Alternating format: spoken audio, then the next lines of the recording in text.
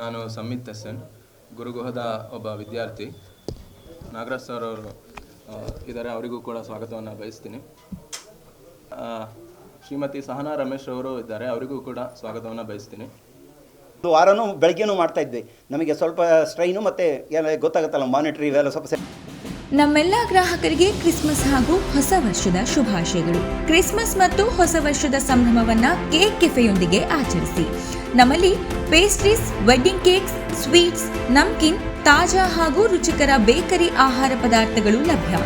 ಶಿವಮೊಗ್ಗ ನಗರದಲ್ಲಿ cake cafe ಶಾಖೆಗಳ ವಿಳಾಸ: ಆಕ್ಸಿಸ್ ಬ್ಯಾಂಕ್ ಎಟಿಎಂ ಪಕ್ಕ, ಟೆಂಪೋ ಸ್ಟ್ಯಾಂಡ್, ಎಂಟಿ ರಸ್ತೆ, ಗಣಪ ಕಾಂಪ್ಲೆಕ್ಸ್, ವಿಧಾತ್ರಿ ಭವನ ಹತ್ತಿರ, ಗಾಂಧಿನಗರ, ನಾರಾಯಣ ಶೆಟ್ಟಿ ಬಿಲ್ಡಿಂಗ್, ಎಎ ವೃತ್ತ, ಸಿಟಿ ಸೆಂಟರ್ ಎದುರು, ಬಿಎಚ್ ರಸ್ತೆ, ರತ್ನ ಆರ್ಕಿಡ್, ಮ್ಯಾಕ್ಸ್ ಆಸ್ಪತ್ರೆ ಎದುರು, ಇ ಬ್ಲಾಕ್, 100 ಅಡಿ ರಸ್ತೆ, ಗೋಪಾಲಗೌಡ ಬಡಾವಣೆ, ಶಿವಮೊಗ್ಗ.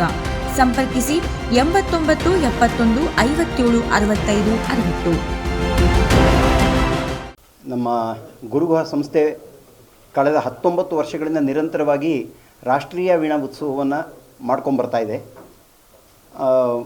ವಾಸ್ತವಿಕವಾಗಿ ವೀಣೆಯನ್ನೇ ಕೇಂದ್ರೀಕೃತವಾಗಿ ಈ ಒಂದು ವಾರ ಉತ್ಸವ ನಡೀತಾ ಬಂದಿರತಕ್ಕಂಥದ್ದು ಇಡೀ ಸಂಗೀತದ ಇತಿಹಾಸದಲ್ಲಿಯೇ ನಮ್ಮ ಸಂಸ್ಥೆಯಿಂದ ನಡೀತಾ ಇರ್ತಕ್ಕಂಥದ್ದು. ಹಾಗಾಗಿ ಶಿವಮೊಗ್ಗದ ವಿನೋಬ್ ನಗರದ ಒಂದು ಪಾರ್ಕಿಗೆ ನಮ್ಮ ವೀಣಾ ಉತ್ಸವದ 10ನೇ ವರ್ಷಕ್ಕೆ ದಶಮಾನೋತ್ಸವ ಪಾರ್ಕ್ ಅಂತ, ವೀಣಾ ದಶಮಾನೋತ್ಸವ ಪಾರ್ಕ್ ಅಂತ ಅದಕ್ಕೊಂದು ಹೆಸರಿಡೋ ಕೆಲಸನೂ ಆಗಿದೆ. ಹಾಗಾಗಿ ನಮ್ಮ ವೀಣೆ ಭಾರತೀಯ ಸಂಗೀತ ರೂಪುಗೊಳ್ಳೋದರಲ್ಲಿ ಬಹುದೊಡ್ಡ ಪಾತ್ರ ವಹಿಸಿರ್ತಕ್ಕಂತಹ ವಾದ್ಯ. ಅದರಲ್ಲಿ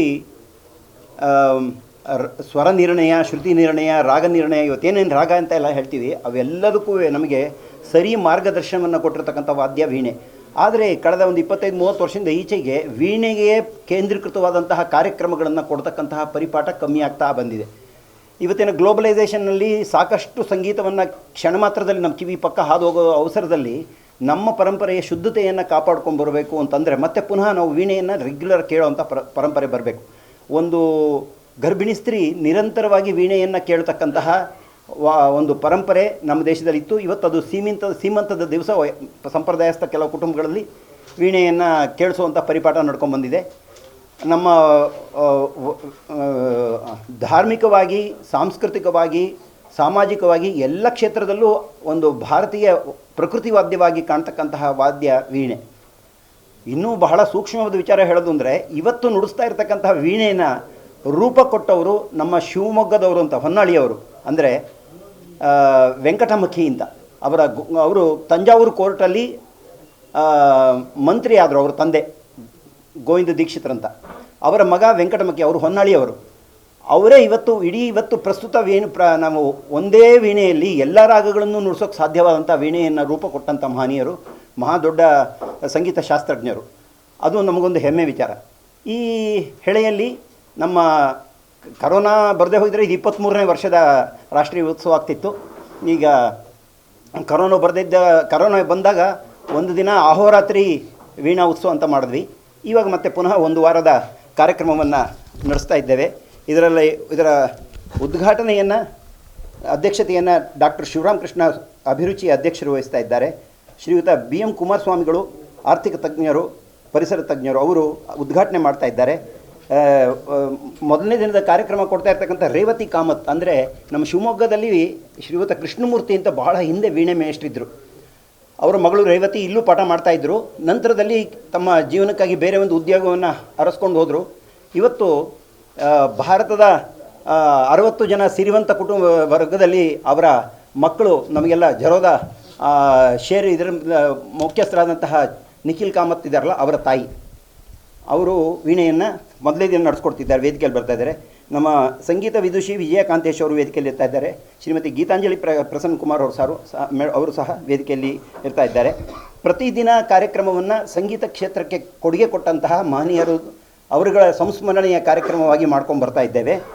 ಮೊದಲನೇ ದಿನ ರೇವತಿ ಕಾಮತ್ ಅವರ ವೀಣಾವಾದನ ಕಾರ್ಯಕ್ರಮ. ಎರಡನೇ ದಿನದ ಕಾರ್ಯಕ್ರಮ ನಮ್ಮ ಶಿವಮೊಗ್ಗೆಯ ವಿದುಷಿ BK ವಿಜಯಲಕ್ಷ್ಮಿ ರಾಘು ಅವರ ವೀಣಾವಾದನ ಕಾರ್ಯಕ್ರಮ. ಮೂರನೇ ದಿನ ಕೇರಳದಿಂದ ಬರ್ತಾ ಇರ್ತಕ್ಕಂತಹ ವೈಕೋಮ್ ಶ್ರೀಜಿತ್ ಮೂಸನ್ ಅವರ ವೀಣಾವಾದನ ಕಾರ್ಯಕ್ರಮ. ಅದು ನಂತರದಲ್ಲಿ ಚರಣ್ಯ ಅಶ್ವಿನ್ ಅಂತ ಚೆನ್ನೈಯಿಂದ ಬಂದು ವೀಣೆ ನಡೆಸ್ಕೊಡ್ತಾ ಇದ್ದಾರೆ.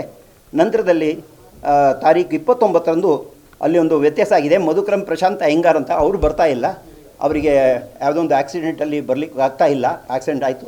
ಹಾಗಾಗಿ ಅವ್ರ ಬದಲು ಡಾಕ್ಟರ್ ಮಂಜುಳಾ ಎಮ್ ಆರ್ ಅವರು ವೀಣಾವಾದನ ನಡೆಸ್ಕೊಡ್ತಾ ಇದ್ದಾರೆ. ಅದನ್ನು ನಾವು ಫೋಟೋ ಅವ್ರನ್ನೇ ಮಂಜುಳಾ ಅವ್ರದ್ದೇ ಫೋಟೋನ ತಮಗೆ ಕೊಡ್ತಿದ್ದೀವಿ. ಈ ಪ್ರೆಸ್ ನೋಟಲ್ಲಿ ಮಂಜುಳಾ ಅವ್ರ ಹೆಸರನ್ನೇ ಬರೆದಿದ್ದೇವೆ. ಅದ ನಂತರದಲ್ಲಿ 2 ಯುವ ಕಲಾವಿದರುಗಳ ವೀಣಾವಾದನ, ಶಾರದಾ ಶಿವರಂಜನಿ ಅಂತ ಅವರಿಬ್ಬರು ಯುವ ಕಲಾವಿದರು ಚೆನ್ನೈಯಿಂದ ಬಂದು ನಡೆಸ್ಕೊಡ್ತಾ ಇದ್ದಾರೆ. ಸಮಾರೋಪ ಸಮಾರಂಭದಲ್ಲಿ ನಮ್ಮ ಕರ್ನಾಟಕ ಸಂಘದ ಅಧ್ಯಕ್ಷರಾಗಿರ್ತಕ್ಕಂತಹ ಶ್ರೀಯುತ HR ಶಂಕರನಾರಾಯಣ ಶಾಸ್ತ್ರಿಗಳು ಅಧ್ಯಕ್ಷತೆಯಲ್ಲಿ ನಡೀತಾ ಇದೆ. ಮುಖ್ಯ ಅತಿಥಿಗಳಾಗಿ ಡಾಕ್ಟರ್ ಶ್ರೀಧರ್ S ಅವರು ಬರ್ತಾ ಇದ್ದಾರೆ, ನಿರ್ಮಲಾ ಕಾಶಿ ಅವರು ಇರ್ತಾ ಇದ್ದಾರೆ, ಡಾಕ್ಟರ್ ನಾಗಮಣಿ S ಅವರು ವೇದಿಕೆಯಲ್ಲಿ ಇರ್ತಾ ಇದ್ದಾರೆ. ಲಾಸ್ಟ್ ಕಾರ್ಯಕ್ರಮ ಅಂದರೆ 31ನೇ ತಾರೀಕು ನಮ್ಮ ವೀಣಾ ಕ್ಷೇತ್ರದಲ್ಲಿ ವೀಣೆ ಅಂದ ತಕ್ಷಣ ವೀಣಾ ಬಾಲ್ಚಂದರ್ ಅಂತ ಹೆಸರು ಕೇಳ್ತೇವೆ. ವೀಣಾ ಬಾಲ್ಚಂದರ್ ಅವರ ಮೊಮ್ಮಗ ಭರದ್ವಾಜ ರಾಮನ್ ಅವರ ವೀಣಾವಾದನದ ಕಾರ್ಯಕ್ರಮದೊಂದಿಗೆ ಈ ಒಂದು ವಾರದ ವೀಣಾ ಉತ್ಸವ ಸಂಪನ್ನಗೊಳ್ತಾ ಇದೆ. ಈ ಎಲ್ಲ ಮಾಹಿತಿಗಳನ್ನು ತಾವು ತಮ್ಮ ಪತ್ರಿಕೆ ಮುಖಾಂತರ ಉತ್ತಮ ಪ್ರಚಾರ ಕೊಡಬೇಕು. ಅದಕ್ಕಿಂತ ಮಿಗಿಲಾಗಿ ತಾವು ಬನ್ನಿ, ನಿರಂತರವಾಗಿಯೇ ವೀಣೆಯನ್ನು ಕೇಳುವಂತಹ ಯಾಕೆ ವ್ಯವಸ್ಥೆ ಮಾಡಿದ್ದೀವಿ ಅಂತಂದರೆ, ರೆಗ್ಯುಲರಾಗಿ ವೀಣೆ ಕೇಳುವಂತಹ ಪರಿಪಾಠವನ್ನು ನಮ್ಮ ಮನೆಗಳಲ್ಲಿ ಮಾಡಿಕೊಂಡ್ರೆ ನಮ್ಮ ಮಾನಸಿಕ ಆರೋಗ್ಯ ಸಹಜವಾಗಿ ಒಂದು ಇನ್ಸಿಡೆನ್ಸ್ ಇದೆ ನಮ್ಮಲ್ಲಿ. ಒಬ್ಬರು ಒಬ್ಬರು ಲೇಡಿನ ಕರೆಸಿದ್ವಿ ಚೆನ್ನೈಯಿಂದ. ಆಕೆ ಗಂಡ ಬೆಂಗಳೂರಿನಿಗೆ ಬಂದಾಗ ಸ್ಕೂಟ್ರಲ್ಲಿ ಹೋಗಬೇಕಾದ್ರೆ ಆಕ್ಸಿಡೆಂಟ್ ಆಗಿ ಗಂಡ ಸ್ಪಾಟು, ಈಕೆ 6 ತಿಂಗಳು ಕೋಮಾದಲ್ಲಿದ್ದರು. ಆಕೆ ವೀಣೆ ಕಲ್ತಿದ್ರು. ಅವ್ರಿಗೆ ಹೇಳ್ಕೊಟ್ಟವರು ಕಾರೆಕೆಡ್ ಸುಬ್ರಹ್ಮಣ್ಯಂ ಅಂತ ಅನ್ನೋರು ಅವ್ರಿಗೆ ವೀಣೆ ಹೇಳ್ಕೊಟ್ಟವರು. ಡಾಕ್ಟ್ರು ಆಸೆ ಬಿಟ್ಟಿದ್ದರು. ಕೊನೆಗೆ ಏನು ಮಾಡಿದ್ರು ಅಂದರೆ, ಅವರಿಗೆ ಪಾಠ ಮಾಡಿದ ಕಾರೆಕೊಡಿ ಸುಬ್ರಹ್ಮಣ್ಯಂ ಅವರು ಏರ್ಫೋನನ್ನು ಹಾಕಿ ವೀಣೆಯನ್ನು ತಾನು ನುಡಿಸ್ತಾ ಕೊನೆ ಸೈನು ಬೆರಳನ್ಗಾಡಿಸು, ಕಾಲನ್ಗಾಡಿಸು ಹೀಗೆ ಹೇಳ್ತಾ ಆಕೆನ ಪುನಃ ಸ್ವಸ್ಥಾನಕ್ಕೆ ತಂದರು. ಆಕೆ ಬಂದು ನಮ್ಮಲ್ಲಿ ಸ್ವಲ್ಪ ಮಾತಾಡೋಕ್ಕಂದರೆ ಸ್ವಲ್ಪ ತೊಡರಿಕೆ ಇತ್ತು, ಆದರೆ ಒಳ್ಳೆಯ ವೀಣೆವಾದನವನ್ನು ನಮ್ಮಲ್ಲಿ ನಡೆಸ್ಕೊಟ್ರು. ಅಷ್ಟು ಉತ್ತಮವಾದಂತಹ ಉಪಯೋಗಕಾರಿಯಾದಂಥ ವಾದ್ಯ ನಮ್ಮ ವೀಣೆ. ಅದನ್ನು ಕೇಳುವಂತಹ ಪರಿಪಾಠ ಹೆಚ್ಚಿಸಬೇಕು, ಕಲಾವಿದರುಗಳಿಗೆ ಅವಕಾಶ ಕಮ್ಮಿ ಆಗಬಾರ್ದು ಅನ್ನೋ ಹೆಳೆಯಲ್ಲಿ ಫಸ್ಟ್ ನಾವು ಪ್ರಾರಂಭ ಮಾಡಬೇಕಾದ್ರೆ 50-100 ಜನ ಇರ್ತಿದ್ರು. ಇವತ್ತು ರವೀಂದ್ರ ಗಣಪತಿ ದೇವಸ್ಥಾನ ಫುಲ್ಲು ತುಂಬುತ್ತೆ. ಅಂತಹ ಒಂದು ಕಾರ್ಯಕ್ರಮಕ್ಕೆ ತಾವೆಲ್ಲ ಬಂದು ನಮ್ಮ ಈ ಒಂದು ಕೈಂಕರ್ಯಕ್ಕೆ ಸಹಕರಿಸಬೇಕು ಅಂತ ನಮ್ಮಲ್ಲಿ ವಿನಂತಿಯನ್ನು ಮಾಡ್ಕೊಳ್ತೇನೆ.